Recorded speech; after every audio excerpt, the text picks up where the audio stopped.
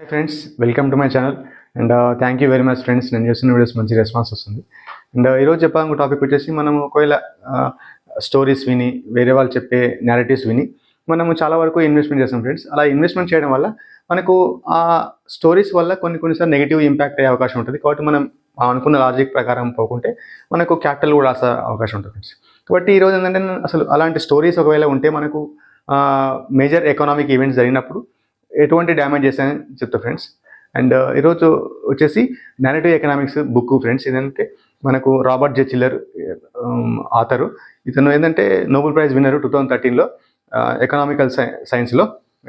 ఇతను చాలా ఎక్స్ప్లెయిన్ చేసిన అంటే బిహేవియర్ అంటే ఏంది, అసలు స్టోరీస్ ఎట్లా ఎవాల్వ్ అవుతాయి, ఆ స్టోరీ ఎవాల్వ్ అయ్యి ఆ స్టోరీస్ వైరల్గా మారి ఆ వైరల్గా మారడం వల్ల అసలు అక్కడ ఉన్న ప్రజలు అంటే ఆ కంట్రీలో ఉన్న ప్రజలు కానీ లేకుంటే వరల్డ్లో ఉన్న ప్రజలు కానీ ఏ విధంగా దానికి రియాక్ట్ అవుతారు, అలా రియాక్ట్ కావడం వల్ల ఎటువంటి ఎకనామిక్ ఈవెంట్స్ జరుగుతాయి, ఆ ఎకనామిక్ ఈవెంట్స్ జరగడం వల్ల డ్యామేజ్ ఎంతవరకు జరుగుతుంది అనేది ఒకటొకటి ఇందులో ఎక్స్ప్లెనేషన్ ఫ్రెండ్స్. కాబట్టి ఈ బుక్ ఒకవేళ మీరు ఇన్వెస్టర్ అయితే మాత్రం ఈ బుక్ ఒకసారి చదివితే మీకు with real life examples history చెప్తాడు.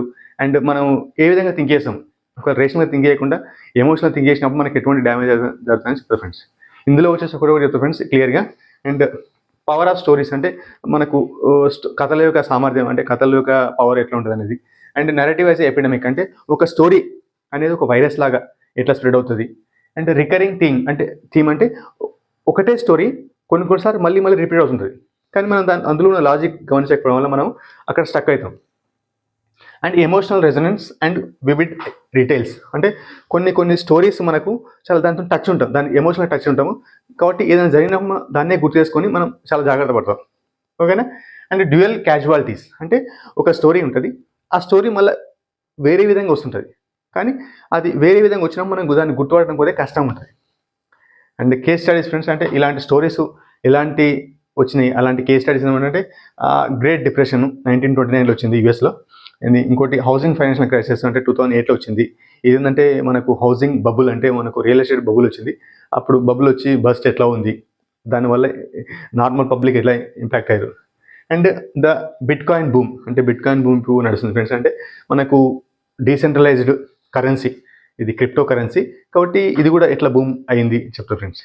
అండ్ హౌ టు ఓవర్కమ్, యాక్చువల్గా మనకి ఇలాంటి స్టోరీస్ ఉన్నప్పుడు మనం ఏ విధంగా మనం దాన్ని తప్పించుకోవాలి, మనము ఒకవేళ గవర్నమెంట్ ఎటువంటి పాలసీలు తేవాలి, ఒకవేళ పాలసీలు చేస్తే ఏ విధంగా దాన్ని ముందుగానే అడ్రస్ చేసినాం అనుకో, దానివల్ల మనకి ఏంటంటే డ్యామేజ్ తక్కువ జరుగుతుంది. అట్ ద సేమ్ టైం జనాలు కూడా చాలా అవేర్ అయ్యి అలాంటి వచ్చినప్పుడు కొంచెం జాగ్రత్త పడి డ్యామేజ్ జరగకుండా చూసుకుంటారు ఫ్రెండ్స్.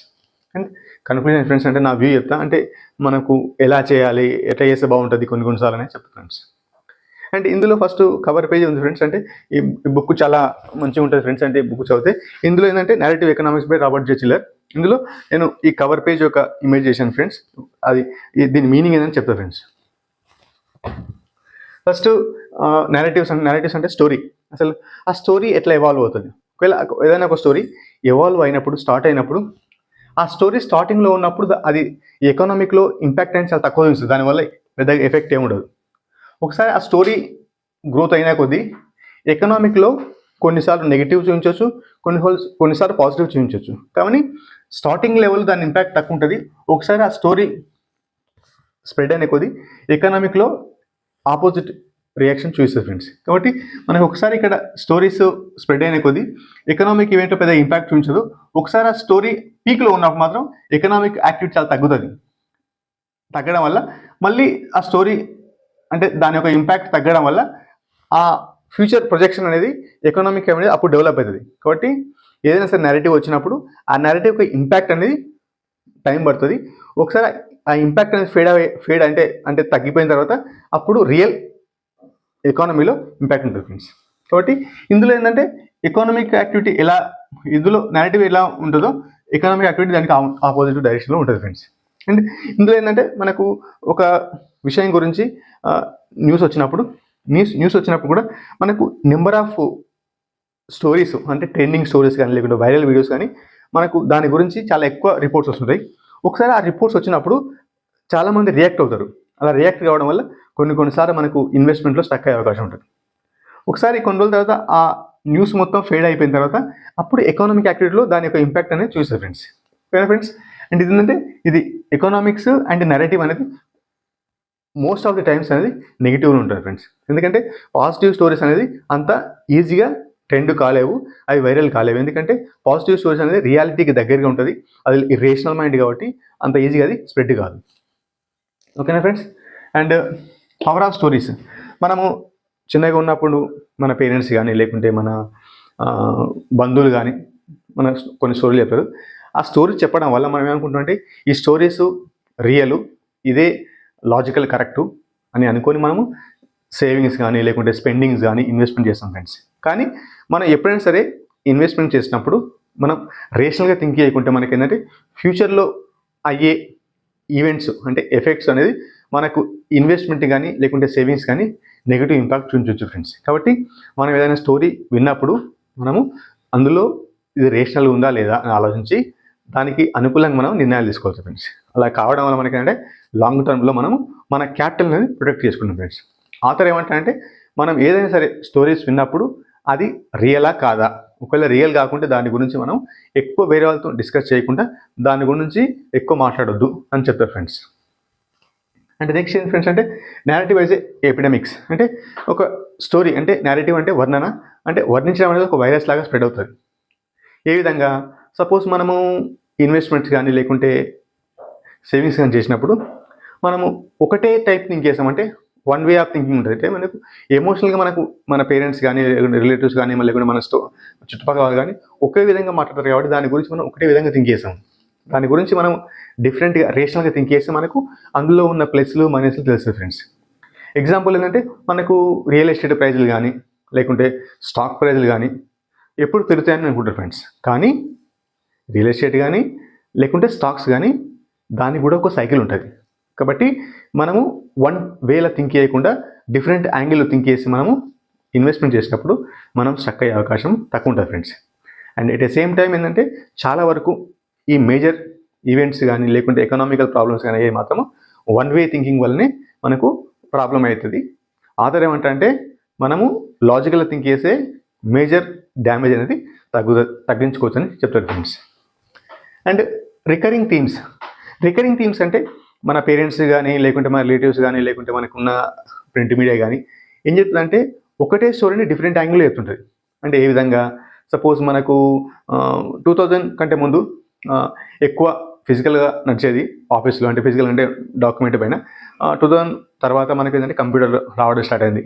అలా కంప్యూటర్ రావడం వల్ల ఏమైందంటే జనాలు అంటే పబ్లిక్ న్యూస్ ఏంటంటే అట్లా కంప్యూటర్ రావడం వల్ల చాలామందికి అన్ఎంప్లాయ్మెంట్ అవుతుంది. ఇలా అన్ఎంప్లాయ్మెంట్ రావడం వల్ల దేశం అనేది ఎకనామిక్ యాక్టివిటీ తగ్గొచ్చే ఛాన్స్ ఉంది. కాబట్టి చాలామందికి కష్టాలు వస్తాయి, అన్ఎంప్లాయ్మెంట్ పెరుగుతుంది అని చాలా న్యూస్ వచ్చినాయి ఫ్రెండ్స్. కానీ అలా కంప్యూటర్ రావడం వల్ల కూడా చాలామందికి ఇంకా ఎకనామిక్ యాక్టివిటీ ఎక్కువ పెరిగింది. అంటే ఐటీ అనేది ఎక్కువ స్ప్రెడ్ అయ్యింది, ఐటీ చాలామందికి తెలిసింది, ప్రతి ఒక్కరు కంప్యూటర్ అంటే తెలుసుకున్నారు. కాబట్టి మనకి ఏదైనా సరే ఏదైనా వచ్చినప్పుడు దానికి ప్లస్లు ఉంటాయి, మైనస్లు ఉంటాయి. కానీ కొత్తగా వచ్చినప్పుడు దానికి ఆల్టర్నేటివ్గా మళ్ళీ వేరే సెక్టర్ అనేది ఈజీగా బూమ్ అవుతుంటుంది. కాబట్టి మనకు సేమ్ స్టోరీస్ రిపీట్ అయినప్పుడు మనం కొంచెం లాజికల్గా థింక్ చేస్తే మంచిది ఫ్రెండ్స్.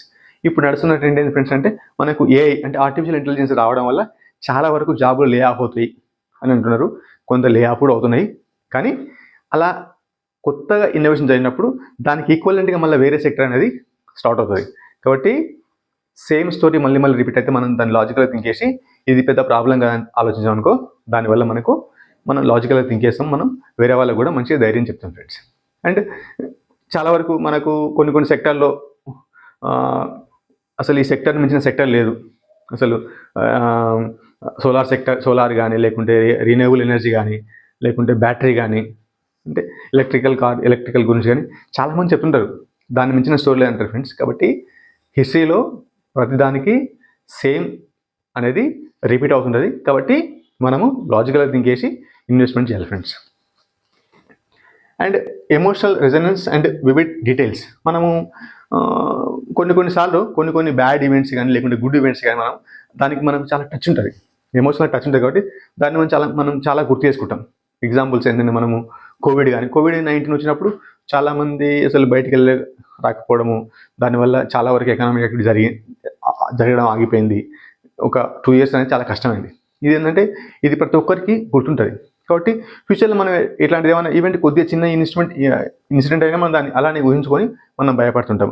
కాబట్టి మనము అలాంటి ఈవెంట్స్ మనం లాజికల్గా థింక్ చేసి మనము కొన్నిసార్లు మనం భయపడకుండా ఉండొచ్చు ఫ్రెండ్స్.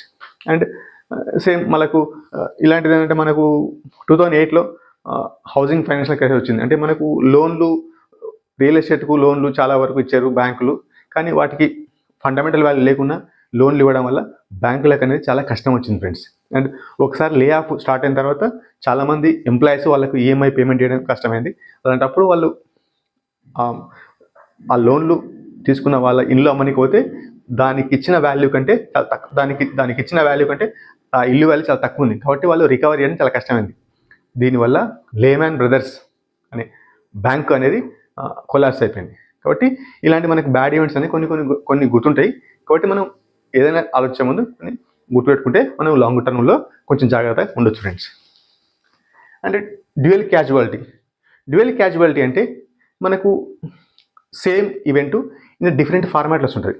అంటే ఏ విధంగా సపోజ్ మనకు స్టోరీస్ ఎలా ఉంటాయంటే అసలు MLM అంటే మల్టీ లెవెల్ మార్కెటింగ్, అంటే మనము చైన్ సిస్టమ్. ఇందులో ఒకరు ఇన్వెస్ట్మెంట్ చేస్తే మనం వాళ్ళ కింద మనం జాయిన్ అయితే మళ్ళీ మన కింద జాయిన్ అయితే అలా ఏంటంటే అది చైన్ రియాక్షన్ లాగా వచ్చి చాలా వరకు అందరికీ ప్రాఫిట్ వస్తుంది అనుకుంటారు. ఇది ఏంటంటే ఇది డిఫరెంట్ ఫార్మాట్లో ఉంటుంది. కొన్నిసార్లు మనకు ప్రొడక్ట్ రూపంలో ఉంటుంది, కొన్నిసార్లు సర్వీస్ రూపంలో ఉంటుంది. కాబట్టి ఇది నార్మల్ మల్టీ లెవెల్ మార్కెట్ అనేది ఇది నార్మల్ జరిగే స్కీమే.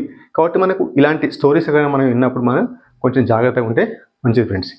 అండ్ స్టాక్స్ కానీ లేకుంటే రియల్ ఎస్టేట్ కానీ అసలు స్టాక్స్లో పెడితే అసలు ఎప్పుడు రిచ్ అవుతారు, రియల్ ఎస్టేట్ నుంచి చాలా రిచ్ అవుతుంది, ఎప్పుడు పెరుగుతాయి అనేది ఇలాంటి స్టోరీస్ అనేది మనకి ఎప్పుడు నడుస్తూనే ఉంటాయి. కాబట్టి మనకు వేరే స్టోరీ అనేది ఒక డిఫరెంట్ మ్యూటేట్ చేసుకుని వేరే ఫామ్లో వచ్చినప్పుడు మనం దాన్ని హిస్టరీని చూసుకొని గమనిస్తే మనం లాజికల్గా ఈజీగా అర్థమైతే చేసుకుంటే మనం అట్లాంటి ట్రాప్లో పడకుండా ఉంటాం ఫ్రెండ్స్. ఇప్పుడు కేసెస్ చెప్తారు ఫ్రెండ్స్. అంటే ఇలాంటి ఏంటంటే గ్రేట్ డిప్రెషన్ ఏంటంటే యూఎస్ఏలో వచ్చింది 1929లో. ఇందులో ఏంటంటే చాలా వరకు గవర్నమెంట్ యొక్క పాలసీలు టైట్ లేకపోవడం వల్ల కంపెనీస్ చాలా వరకు ప్రొడక్ట్స్ తయారు చేసినవి ఓవర్ ప్రొడక్షన్ చేసినవి.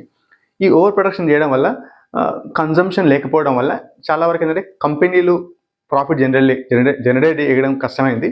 అలా కావడం వల్ల చాలామందికి లే ఆఫ్ జరిగింది.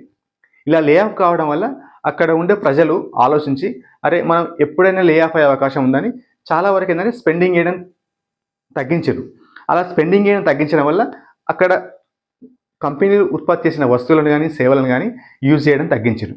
అలా యూజ్ చేయడం తగ్గించడం వల్ల సేవింగ్ చేయడం వాళ్ళు సేవింగ్ చేయడం పెంచడం వల్ల అక్కడ ఉన్న ప్రొడక్ట్స్ వాల్యూ అక్కడ ఉన్న ప్రొడక్ట్స్ అనేది డిమాండ్ లేకపోవడం వల్ల కంపెనీస్ మళ్ళీ లే ఆఫ్ చేయడం స్టార్ట్ చేసినాయి. అలా లే ఆఫ్ అనేది ఎక్కువ చేయడం వల్ల అక్కడ ఉండే ప్రజలు వస్తువులను అసలు యూజ్ చేసుకోవడం వల్ల ప్రొడక్షన్ తగ్గడం వల్ల అక్కడ డిప్రెషన్ వచ్చింది ఫ్రెండ్స్. డిప్రెషన్ అంటే నెగిటివ్ గ్రోత్, అంటే అక్కడ ఉన్న వస్తువులను ఎవరు కొంటలేరు. కాబట్టి డిప్రెషన్ వచ్చింది ఎందుకంటే ఓవర్ సేవింగ్ ఎక్కువ చేయడం వల్లనే అక్కడ డిప్రెషన్ వచ్చింది ఫ్రెండ్స్. కాబట్టి సేవింగ్ అనేది ఇక్కడ నెరేటివ్, అంటే మనం ఎప్పుడైనా లే ఆఫ్ కావచ్చు అని చాలామంది డబ్బులు సేవ్ చేయడం స్టార్ట్ చేస్తే ఎకనామిక్ యాక్టివిటీ దెబ్బపడ్డది. కాబట్టి నెరేటివ్ అనేది ఇక్కడ చాలా ఇంపాక్ట్ చూపించింది. అండ్ నెక్స్ట్ ఏంటి ఫ్రెండ్స్ అంటే మనకు 2008లో వచ్చింది మనకు హౌసింగ్ ఫైనాన్షియల్ క్రైసిస్. ఈ హౌసింగ్ ఫైనాన్షియల్ క్రైసిస్ ఏంటంటే చాలామంది అక్కడ యూఎస్లో అసలు రియల్ ఎస్టేట్ ఎప్పుడు పెరుగుతుంది కాబట్టి మనం కొనుక్కుంటే మంచిది, ఈరోజు కొనుక్కుంటే తర్వాత పెరిగినప్పుడు అమ్ముకోవచ్చు అని చాలా వరకు ఏంటంటే అందరూ ఇల్లు కొనడం కానీ లేకుంటే ల్యాండ్ కొనడం కానీ స్టార్ట్ చేశారు. అలా చేయడం వల్ల రియల్ ఎస్టేట్ ప్రైజులు అనేది బబుల్ లాగా ఫామ్ అయ్యి చాలా స్పెక్యులేషన్ జరిగి ప్రతి ఒక్క రియల్ ఎస్టేట్ ప్రైజు ఇల్లు కానీ ల్యాండ్ కానీ పెరిగింది ఫ్రెండ్స్. అలా పెరగడం వల్ల ఏమైందంటే కొన్నిసార్లు బ్యాంకులు ఆ ఇల్లు వర్త్ కంటే మనకి ఎక్కువ లోన్లు ఇచ్చేవాళ్ళు. అంటే దీన్ని ఏమంటారంటే సబ్ ప్రైమ్ లోన్స్ అంటారు.